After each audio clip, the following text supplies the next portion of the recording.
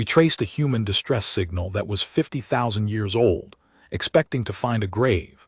And instead, we found a people who had spent 50,000 years keeping that signal alive, because of a promise made to humans who had been dust for longer than my species had been spacefaring. And what they had kept faith with all that time was a thing about my own ancestors that I, a human, had never known and could not have imagined and have not stopped weeping over since. The signal was real. It had been broadcasting for 500 centuries. But it was not a cry for help, and the ones still answering it were not human, and what they had been doing faithfully across more generations than anyone could count was the most impossible and most beautiful thing I have ever encountered. And it was done in my people's name, by people who had never met a human, for a reason that breaks my heart every time I try to explain it. Let me start with the signal, because the signal is where we started, and we understood nothing. My name is Tomas, and I am human, a human of the modern age which I have to explain, because the humans in this story are not me and not my time. Humanity is old now. We have been in the galaxy a long time, long enough that our own deep past has become strange to us, a matter of fragmentary records and half-legend, the way any people's ancient history blurs and fades. There are eras of our own story we have simply lost. 50,000 years is a very long time, longer than my species keeps clear memory of itself, and the humans of that ancient age were as mysterious to me, when this began, as they would have been to any alien. I knew, vaguely, that humans had been out among the stars even back then, in the deep past, in forms and circumstances we no longer remembered clearly. But I did not know them. They were my ancestors the way the first creatures to crawl out of an ocean are your ancestors, technically, distantly, with no real thread of memory connecting you to them. That distance matters. Hold on to it, because the whole of this story is about a thread of memory that I thought was broken, that turned out to have been held, unbroken, across 50,000 years, by hands that were not human at all. I should tell you what kind of work I did, and what kind of person it made me, because it matters to how completely the discovery undid me. I chased signals for a living. That sounds romantic, and it mostly isn't. It's long, patient, lonely work, years at a time in the deep reaches, following faint anomalous transmissions to their sources. And the truth of the job, the thing no one tells you when you sign on, is that it is mostly a job of disappointments and graves. Because most signals that have been broadcasting a long time are broadcasting because no one is left to turn them off. You chase a beacon across half a sector and you find a dead station.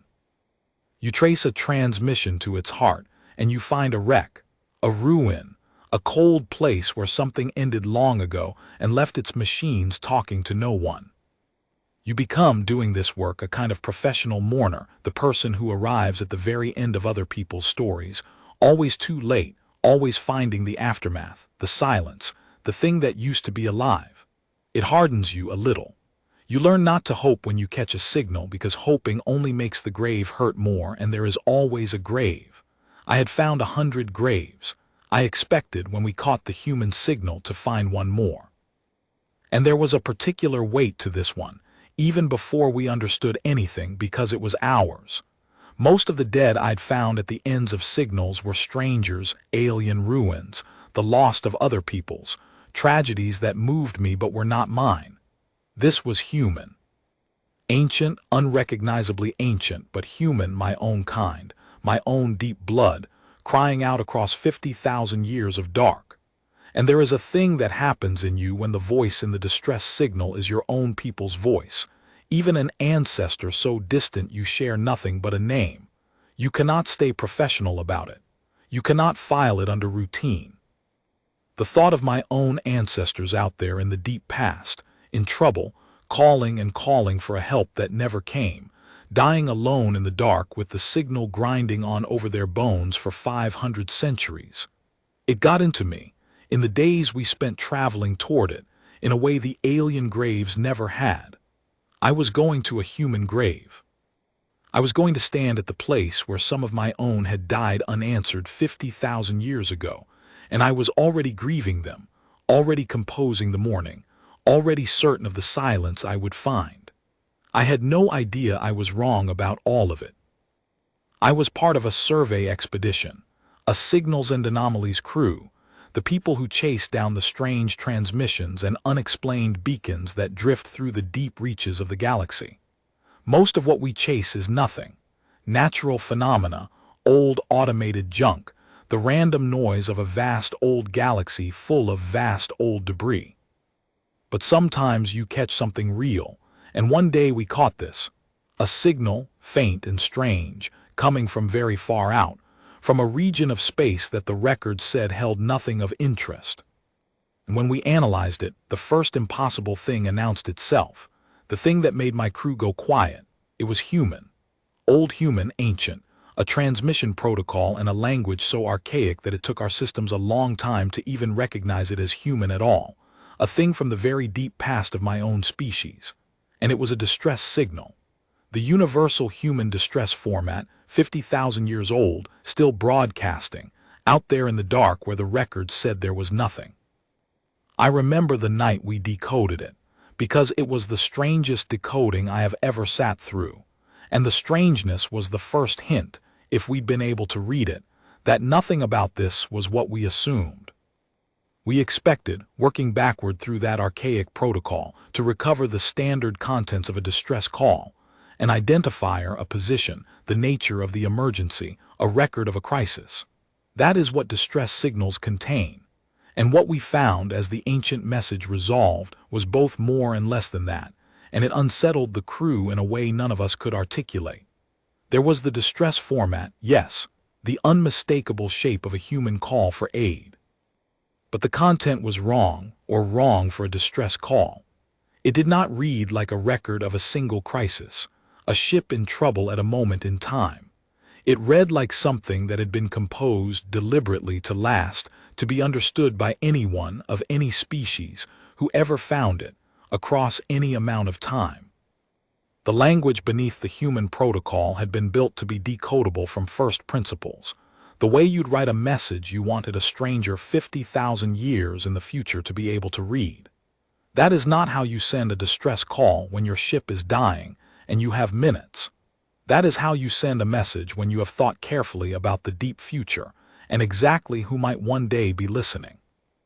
We didn't understand it. One of my crew, going over the decode, said the thing that stuck with me. This doesn't read like a cry for help. It reads like an invitation. And we laughed it off, because what else could a distress signal be but a cry for help? And we filed the strangeness under the general strangeness of anything 50,000 years old, and we kept going toward the grave. But she was right. She had read it correctly in that first hour, and none of us believed her, because we already knew what we were going to find, and certainty is the thing that stops you from seeing what's actually in front of you. The signal had been trying to tell us from the very first decode that it was not what we thought. We just couldn't hear it yet, because we were too sure we were going to a grave. You have to understand what that meant, or what we thought it meant, because what we thought was wrong about almost everything. A 50,000-year-old human distress signal could only mean one thing, we assumed. A tragedy, ancient and complete. Some human ship or colony or expedition, 50,000 years ago, in trouble, sending out a call for help that had never been answered, and then dying, the way the unanswered do, and the signal grinding on automatically across the millennia long after everyone who'd sent it was dust. A dead beacon over a dead grave, calling and calling into an empty dark that had stopped listening 50,000 years ago. That is what a 50,000-year-old distress signal is. It is a tombstone that is still screaming. And we are not monsters. Even an ancient unanswerable distress call moves you when it's your own kind, when it's the voice of your own ancestors crying for help that never came, so we did the thing you do. We turned our ship toward it. We followed the 50,000-year-old scream of my own people back to its source, to find the grave it marked, and to pay our respects to whoever had died out there in the dark so long ago, calling for a help that we were certain had never, could never have come. We were so completely wrong. We were wrong about the grave and wrong about the help, and wrong most of all, about what the signal was. And the being wrong was the most important thing that ever happened to me, because it taught me a thing about my own species, my own deep ancestors, that I had never known, and that no human of my age knew, a thing that had been kept alive, all this time by someone else. Because when we traced that signal to its source, when we came at last to the place the 50,000-year-old human distress call was coming from, we did not find a grave. We did not find a dead human ship, or the ruins of a lost colony, or the silent tomb we had come to mourn over. We found a world. A living, inhabited, thriving world, not human, not anything I recognized, and on it a people very much alive who had built their entire civilization. We would slowly come to understand, around the signal we had been chasing. The signal was not a recording. It was not automated junk grinding on after the death of its makers. It was being maintained, tended, kept alive, deliberately, lovingly, across 50,000 years, by a people who were not human and had never met a human, and who, when we arrived, when the first humans in 50,000 years finally came in answer to the ancient call, did a thing that I will spend the rest of my life trying to deserve. They wept.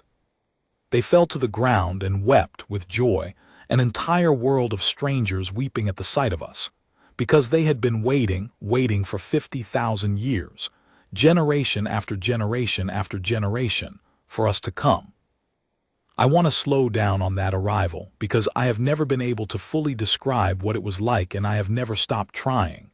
We came in expecting silence, braced for it, professionally numb to it, the way you brace for the 100th grave. And instead, as we approached, the signal changed. That was the first impossible thing. The ancient distress call, which we had assumed was a fixed recording grinding on automatically, responded to us, shifted, the moment our ship came near, into something new, a greeting and acknowledgement, as though whatever was sending it had been waiting and watching and had just seen, after 50,000 years, the thing it was waiting for. A dead recording does not do that. Something alive was at the other end of that signal, something that had been listening the whole time, and the realization went through the ship like cold water. And then we made contact, and the world below us erupted, not in alarm, not in defense, but in something I had no framework for, a planet-wide outpouring of what I can only call recognition, as though we were not strangers arriving but a long-awaited family finally come home. They had known our ancient distress format on sight. They had been listening for it, specifically, for 50,000 years, listening for the return of the people who had sent it. And when our ship answered the ancient call in the ancient human way, they knew, instantly, what we were, and a whole civilization stopped what it was doing and turned its face to the sky and wept. I stood on the bridge and watched it on every feed, an entire people overcome, falling to their knees, reaching up toward us, and I did not understand a particle of it. I thought, in my confusion, that they must be mistaking us for gods, or that some ancient cult had built up around the signal, some religion of the sky. I was not entirely wrong about the religion, but it was not a religion about gods. It was a religion about a debt, about a promise, about the most human thing that ever happened, that my own people had done and then forgotten, and that these strangers had remembered and kept and built their entire civilization around for 50,000 years, waiting for the day they could finally tell us what we had been. That's where I have to stop this first time. Because what that people had been doing for 50,000 years, and why, and what it had to do with my own ancestors that I had never known, the promise they had kept, the debt they had honored across 500 centuries, the impossible faithful thing they had been doing in my vanished people's name all that time, and what they asked of us when we finally came, that's the whole of the story, and I need you standing exactly here first. At the end of a 50,000-year-old human distress signal that we had followed expecting a grave, looking down at a living world of strangers who had kept that signal alive across 500 centuries, and were weeping with joy because the humans had finally come back. and not yet understanding that we had not come to answer their distress. We had come to discover that they had spent 50,000 years answering everyone else's in our name. They called themselves the keepers in their own language, though the word meant something closer to those who hold the lamp.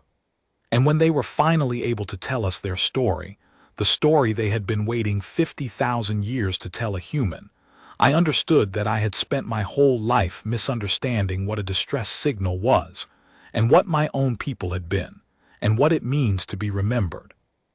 It began, they told us, 50,000 years ago when the keepers were not yet the keepers, when they were just a young people, newly out among the stars, frightened and small and very much alone, and dying. Their world had turned against them. The specifics are theirs to keep, but it was the kind of slow catastrophe that ends a species, a thing they could not stop and could not survive, and they had sent out a distress call of their own, into the indifferent dark, with no real hope that anyone would answer, because that is the galaxy mostly, indifferent, and a small unknown people calling for help usually calls into silence. They sent their call, and they prepared to die, because no one comes for the small and the unknown. And humans came. Not many.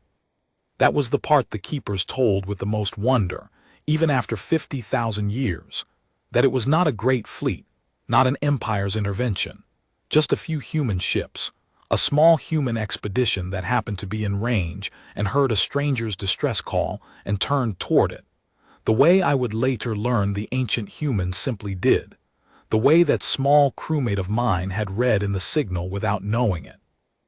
The humans came and they found a people dying, a people who could give them nothing, who were not their kind, who were no one to them, and they helped.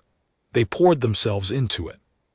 They spent their resources, their ships, their time, their effort, everything they had, to save a small unknown people they had never met and would never profit from, because the keepers said the humans told them when asked why, because you called and we could hear you, and that was enough. The humans did not save them as a transaction. They asked for nothing. They did not extract a payment or a treaty or a debt. They simply did the enormous, costly, selfless thing, and when it was done, when the keepers' people were saved, the humans prepared to leave, and the keepers, overwhelmed, transformed, desperate to repay what could not be repaid, asked them, "How can we ever thank you? What do we owe? What can we give?" And the humans gave them the answer that became a religion. The humans said, "You don't owe us anything, but if you want to thank us, pass it on. Someday someone else will be calling into the dark the way you were. Be the ones who turn toward them. That's all. That's the only payment we'd ever want." And then the humans left, back into the deep past, into whatever became of them. And here is the part that breaks me, the part I had never known, that no human of my age knew. The humans who saved the keepers were themselves not long for the galaxy. Their own age was ending. The records the keepers had kept suggested that those ancient humans were a people already in their twilight, scattered, fading, the deep past humanity that my modern people had lost all clear memory of. They saved the keepers near the end of their own story. And not long after, the keepers learned this slowly, listening to the dark for the people who had saved them. Humanity, that ancient branch of it, fell silent, faded, passed out of that part of the galaxy entirely, the way peoples do across deep time, until there were no more human ships, no more human voices, nothing but the memory the keepers held of the strangers who had turned toward them when no one else would. And the keepers could not bear it. That is the heart of the whole thing. They had been saved completely, at no cost to themselves, by a people who then vanished, and they were left holding a gratitude with nowhere to put it, a debt to a species that was no longer there to repay, a love for benefactors who had disappeared into the dark before the keepers could become anything to them. And so they did the only thing they could think of to keep faith with the vanished. They took up the humans' own distress signal, the ancient human call format, the very shape of a human cry for help, and they began to broadcast it themselves, out into the galaxy forever, not as a cry for their own help, as a lamp, as the human's own voice, kept alive past the human's own ending, a beacon in the old human format that said, to anyone lost in the dark, here is the place that turns toward you. Here is where the call gets answered. Come, you are not alone. And behind it, a whole people who had organized their entire civilization around being what the humans had been to them, around answering the distress of strangers, around turning toward the dying, in the human's name, with the human's own signal, so that the thing the humans had done would not die when the humans did. For 50,000 years, that is what they had been doing. Generation after generation after generation, the keepers had maintained the human signal and kept the human promise, had been the ones who turned toward the lost, the answerers of the galaxy's distress, the lamp in the dark, not for their own glory and not for any payment, but to honor a debt to a vanished people, and to keep a single human instruction alive across 500 centuries. Pass it on. Be the ones who turned toward them. They had passed it on for 50,000 years. And they had kept the human signal broadcasting all that time for one more reason, the reason they wept when we came, because they had never stopped hoping that someday, somehow, a human would hear it and come, so that they could finally tell us, tell the people whose ancestors had saved them, what those ancestors had been, and how their kindness had not died, and how it had become the organizing love of an entire civilization that the humans never knew they had saved twice.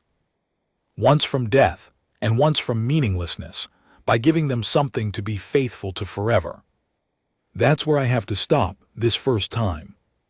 Because what the keepers asked of us when they had finished their story, and what it meant for me, a human who had thought his ancestors strangers, to learn that the deep past of my own people had been this, and what we chose to do at the end of a 50,000-year-old signal, with the lamp the keepers had carried so long and so faithfully and now, at last, could share. That's the resolution, the whole of it, and I need you standing exactly here first. On a world at the end of an ancient human distress call, listening to a people called the keepers explain that the signal was never a cry for help but a promise kept, that my vanished ancestors had saved them and asked only that they pass it on, and that they had passed it on faithfully in the human's own name. For 50,000 years, waiting all that time for a human to come home and learn what we had been. When the keepers had finished their story, they asked us for nothing. That was the last impossible thing, and the one that undid me completely. I had braced, somewhere in me, for the ask, because everyone asks eventually, because that is the galaxy I knew, where every kindness is the front half of a transaction and every story told to a stranger is leading somewhere. 50,000 years of faithful waiting, surely, was leading to a request. They had kept the lamp burning across 500 centuries for the day a human came. Now a human had come. Surely now they wanted something to be taken somewhere, given something, repaid at last. They wanted nothing. They had never been keeping the lamp to be repaid.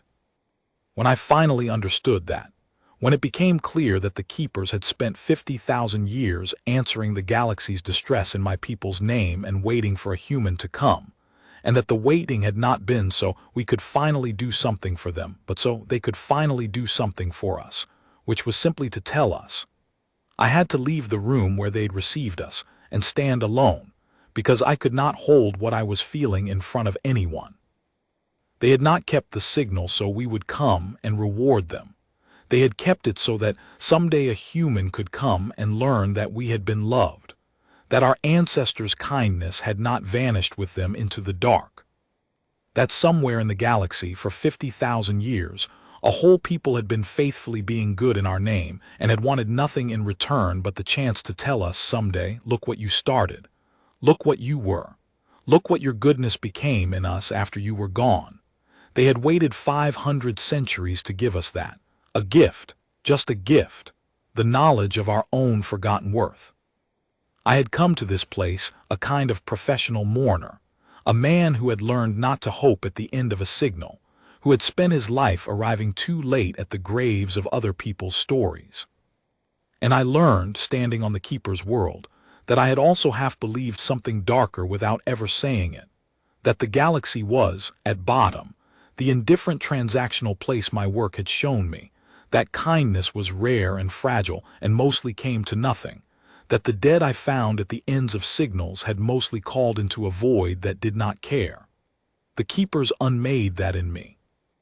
Because here was proof, 50,000 years tall, that a single act of selfless kindness, a few human ships turning toward a stranger's distress, asking nothing, had not come to nothing. It had come to this. A civilization, a faith, a 50,000-year lamp held against the dark, an entire people's identity built around the memory of being saved by someone who wanted nothing. One kindness.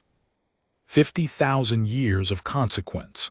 The galaxy was not, after all, a place where goodness fell into the void. It was a place where goodness, if it was real enough, could outlive the species that performed it, kept alive by the love of those it touched, burning on long after its authors were dust. And there was the thing about my own people. I have to tell you what it did to me as a human to learn this. I had thought of my ancient ancestors as strangers, distant, unknowable, a lost chapter with no thread connecting them to me. And I learned on the Keeper's world that the deep past of my people, the part we had forgotten, had been this. A people who turned toward the dying for no reason but that they were dying, who saved strangers and asked nothing, who, in their own twilight with their own ending coming, still spent themselves to lift up a small, unknown people they would never see again, and whose last instruction to the galaxy, pass it on, be the ones who turned toward them, had been carried faithfully for 50,000 years. That was who we had been. That was the blood I came from. And the keepers had kept it for me, kept the memory of my own people's goodness safe across deep time, so that one day a human who had forgotten could come and be told, "This is what you were. Don't forget it again." People tell this story now as a tale of an impossible discovery. They traced a 50,000-year-old human distress signal, and what they found was impossible. And they imagine, I think, that the impossible thing was the survival of the signal, the strangeness of a people who kept it, some marvel of deep time. And every time I correct them because I was there, and the impossible thing was not the signal. The impossible thing was the faithfulness. The impossible thing was that kindness could be kept, that a gift given once, 50,000 years ago, by people who then vanished, could be held and honored and passed on across 500 centuries by the ones who received it, until it became a lamp the whole galaxy could find its way home by. That is the impossible thing. Not that the signal survived, that the love did. We did not leave the keepers with the lamp still only theirs to carry. That is the last thing, the thing I am proudest of, the thing my crewmate, the one who had read the signal right, who had said it sounds like an invitation, was the first to understand. The keepers had waited 50,000 years not to hand off their burden but simply to share the truth. But we could not hear that truth and walk away unchanged. We took up the signal too. We carry it now, the ancient human call, the lamp in the old format, humanity carries it again, alongside the keepers, both peoples broadcasting the same promise into the dark, both turning toward the lost, because the keepers reminded us, by keeping it for us across 50,000 years, of the thing our ancestors had known and we had forgotten, that the only payment a kindness ever asks is that you pass it on. The signal is still broadcasting. It will broadcast as long as there is anyone to keep it. It says in the oldest human voice there is, to anyone lost and calling into the dark anywhere in the galaxy, we hear you. We are turning toward you. You are not alone. Come, there is a place that answers. My ancestors built that promise 50,000 years ago and then vanished. A people called the keepers held it for us faithfully across 500 centuries until we could come home and learn to carry it again. And the thing I understood at the end of the oldest distress signal in the galaxy, the thing the keepers crossed 50,000 years of patient faith to teach a human who had forgotten, is that no real kindness is ever lost. It only waits, held by the ones it saved, for someone to come who will carry it on. We traced a 50,000-year-old cry for help. What we found was the answer, that the help had never stopped, that the lamp had never gone out, and that the dead do not call into the void, not really, not if they were good enough that someone, somewhere, loved them enough to keep the light on until we came home.